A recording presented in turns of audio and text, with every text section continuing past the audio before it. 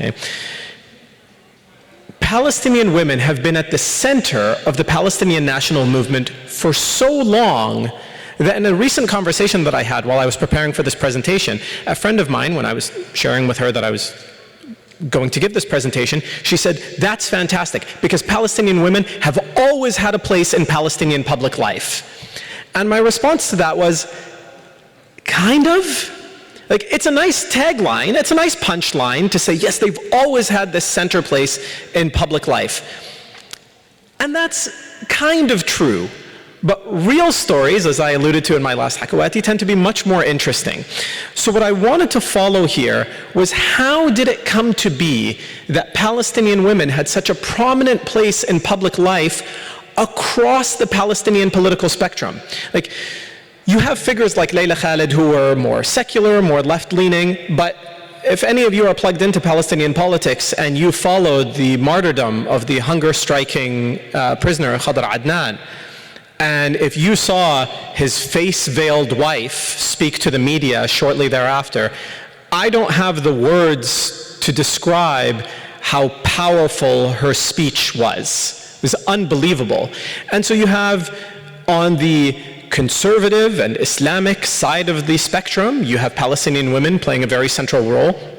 On the more secular side of the spectrum, you have the same thing on the Christian or Muslim or Druze or whatever subset of Palestinian public life there has been in the last about 100 years or so. We find women taking a pretty center stage. So I wanted to explore how it came to be that Palestinian women had this place in public life. Was it something they in fact always had? Now, for those of you in a liberal arts program, there's a common neoliberal story that kind of goes like this. Okay? It goes, industrialization leads to urbanization, and urbanization provides you access with education, and education will then give you access to better means of capital, and capital will allow you to buy stuff. And not only that, but if women have all of these things, then they are going to be happier, and the whole world will live happily ever after, and that's it. Okay? How many of you have heard this kind of thing in your lectures or have read books about it, or at least kind of familiar with this narrative?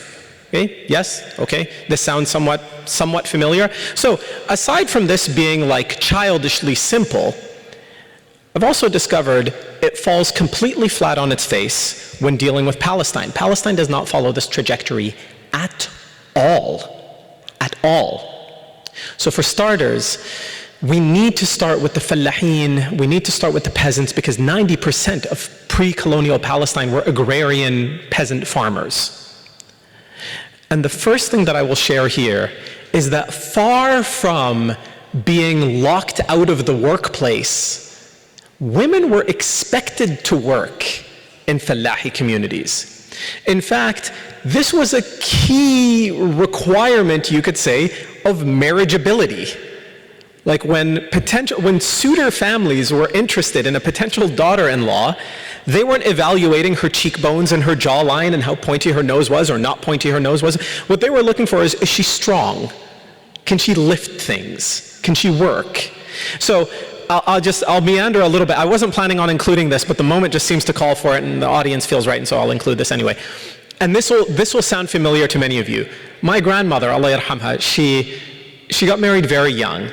And she told my mother that when she got married, that she went through like what can only be described as an obstacle course. So like her potential mother-in-law brought like walnuts and stuff and was like, oh, I didn't bring a nutcracker, could you crack these with your teeth? To just show that she had a strong jaw. And then they would do all of these other theatrical things. The entirety of the Palestinian marriage theater is a conversation without conversation. Okay? So they would do things like, I brought these bags of flour, but I didn't, bring any of my sons with me. Could you, haul these across the farm, like if you don't mind? And all of this was try to get an assessment, like, does she have strong legs? Does she have a strong back? Or is she lazy? So throw your beauty standards like right out the window, right? But they were expected to work.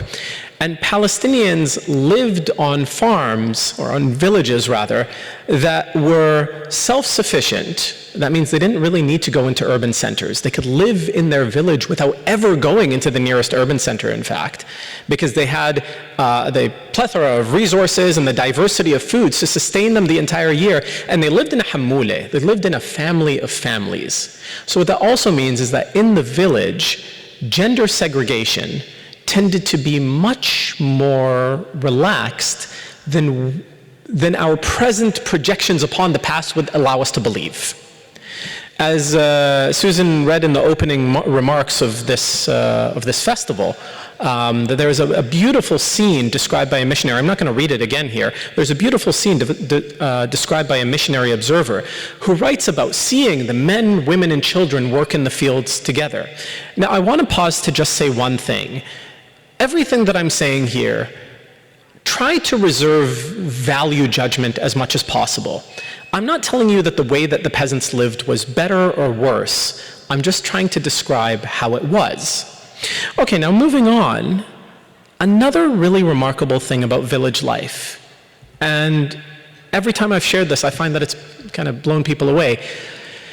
The vast majority of Palestinian villages, somewhere between a third all the way up to a half of Palestinian villages, between a half and 2/3, I should say, did not have a purpose-built masjid or church or synagogue. We often think of village life like it must have been centered around a place of worship, and yet the vast majority of Palestinian villages had no purpose-built place of worship. Now, does that mean that they did not worship Allah subhanahu wa ta'ala, or they were not pious, or that religion wasn't a central part of their life? No, absolutely not. It turns out that in the majority of Palestinian villages, one, their places of worship were often built into the landscape. Sometimes they used a cave as a masjid, sometimes a hilltop, sometimes an open field, sometimes a wadi. And oftentimes, in fact, in most Palestinian villages, there was a maqam of some kind, a place where a pious ancestor had died, a saint, a famous scholar, or something like that. And the maqam, whether it had a purpose-built building or not, the maqam often doubled as a mosque or a church or a synagogue. Now, the reason that I mention this in the women's story is because the maqam of the village was a very important place for women to gather. They would supplicate for very particular things, oftentimes dua, a supplication for fertility, or to save one of their sick children, or something like that. But it was also a place of social gathering. And the maqam of the peasant villages was also the place of a peasant festival known as Jum'atul Banat, the Friday of Girls, where the wives and the daughters and the mothers would all get together at the maqam, and the husbands and the brothers and the fathers would have to buy them gifts. So we see that women in the villages had a very vibrant life. I mean, not only that, but if Palestinians married outside of the hammule, it was almost always the woman who left. The son would almost never leave.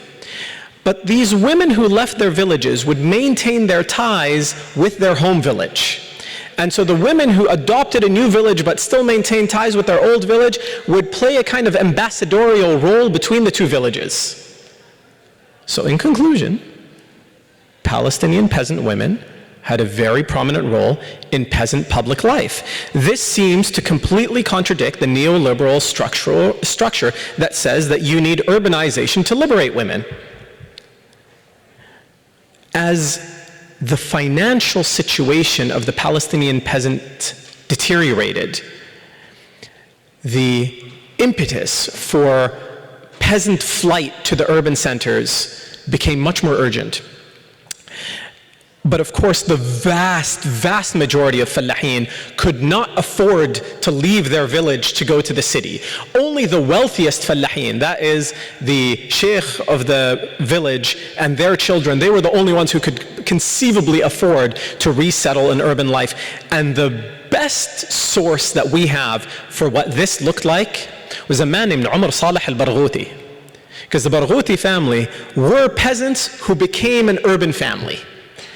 Umar Saleh's father moved from the countryside to Jerusalem. And so Umar Saleh al-Barghouti was the first generation in his family to be urbanized. And now what he writes about, it's amazing, amazing preservation of detail. What he writes about is completely different from what you see in peasant life. He describes something, a lot of what Umar Saleh al-Barghouti wrote about does not age well. So he writes a lot of things that are like, the Barghouti gentleman walks with a limp to demonstrate that he's carried a lot of things on his shoulder. And the Barghouti gentleman dresses this way, and he wears a tarbush like this, and a lot of like really funny things. But as it pertains to women, he describes something called al-hijab al-shadid, the severe hijab. Now he's not talking about the theological hijab. He's not talking about covering of the head or covering of the face. When he's describing al-hijab al-shadid, what he's saying is the Barghouti gentleman's wife and daughter and sister is not seen in public, is hidden away. It was shameful in the urban centers, as far as Umar Saleh al-Barghouti was concerned, for the Barghouti family to have their women involved in public life. Not only that, but he also adds that to have the women in your family working was to demonstrate that your family was in need of money. And the notable doesn't do that. And the Barghoutis were desperately trying to claw their way up the social ladder. Now there are interesting sociological reasons for why these kind of tradition may have emerged. One thing is, they no longer lived in Hamouleh. It was entirely conceivable in a city like Al-Quds that you might live in a building that is multi-confessional. Muslim, Christian, and Jewish neighbors all living inside the same building. And in such an environment, you might be a lot less flexible with the type of gender mixing that you would have seen in the village. Again, I want you to reserve judgment as much as possible, because these are people that were living lives in that present. They were living their lives in that moment. But one thing we can say for sure, the hypothesis that urbanization necessarily emancipates women falls flat on its face in Palestine. And in no place was this more put on full display than the festival of Nabi Musa. In the festival of Nabi Musa, fallahin from all around Palestine would descend on Al-Quds. And if you read the descriptions of the festival, they would sing and dance and play music, and it was a big party for them. And the peasant women would clap and sing and join in the festivities, and the urban women would watch from afar, probably through their window in their homes. And I suspect two things. I suspect, number one, I don't have any sources for this, so this is conjecture. Number one, I suspect that both figuratively but quite literally, I think they looked down on them, at the riffraff of the fallahin. But number two, I think they were jealous of them. Okay? I think it's kind of similar to like when white people watch people of color dance. Like, oh, what is all this nonsense? But like, oh, it looks like fun. I wish I could join in. I don't have the rhythm. No, I'm kidding. But I think there was an element of both of those things. Now I'm going to fast forward a little bit, because all of what I've described here is in the Ottoman era. But there was a pivotal moment in the history of Palestinian women, of Arab women in general, that I found really captivating, and it's a story I feel like I have to share with you. So, during the First World War, the Arabs were divided on pro and anti-Ottoman lines. The idea that the entirety of the Arabs supported the Arab revolt is a myth. Right? In reality, they were somewhere mixed in the middle. They had some resentment toward the Ottomans, some very much supported the Ottomans, and some of course supported the Arab revolt. Once the Ottoman Empire had collapsed and retreated, none of that mattered, because they're gone. So now, what had previously divided the Palestinian and Iraqi and Syrian political elite now no longer mattered. Emir Faisal became, for a very short period of time, King Faisal of the Arab Kingdom of Syria. And he convened the Arab delegates of the last Ottoman parliament and reinvented it as the Syrian Congress. So there was a Syrian Congress called the Syrian Congress, but it included Palestinian delegates, Iraqi delegates, Syrian delegates, Hijazi delegates, and it was basically the last Ottoman parliament without the Turks. And one of the most hotly contested debates in the Syrian Congress: should women have the right to vote? And this debate transcended every boundary you could imagine. You had ulama, you had mashayikh, like Islamic scholars, on both sides of the debate. You had secular liberals on both sides of the debate. You had Palestinians on both sides of the debate. You had Iraqis on both sides of the debate. You had Syrians on both sides of the debate. It was furious. And then the famous Islamic reformer, Rashid Rida, stands up to speak. Everyone goes quiet. A hushed silence falls over the room. Rashid Rida was a supporter of the women's vote. And he says that there is no Islamic foundation to prohibit the women's vote. However, the tenuous and fragile peace that we have established among ourselves today is at risk of being shattered if we move forward with this. So we should grant women the vote, but not right now. And I found that story so interesting because the idea that women needed to be shut out of public space was by no means unanimous. It was very hotly contested. And so you could think of that as a defeat if you'd like. In my reading of it, I think this was a massive step forward. The fact that it was so hotly contested in 1920. Tell me, what were American women doing in 1920 again? What were Canadian women doing? Like, as if Europe and Canada and the United States was heaven on earth for women. So the idea that the world can look down on Arabs and Palestinians for our lack of progress or something like that on these topics is outrageous. But that still doesn't get us to Layla Khalid. Like, how did we get there? How did women become such a central part of the Palestinian national movement? Way more research needs to be done on this subject. It is in fact an under-researched subject, so if you're an aspiring PhD student or something like that, this might be something that you want to look into. Here is my speculation. During the 1936 revolt, 1 in 10 Palestinian men was either killed, wounded, imprisoned, or exiled. 1 in 10 Palestinian men taken out of public life. And I believe that it was at that moment that Palestinian women, already accustomed to playing a role in public life on some level, stood up and never sat down again.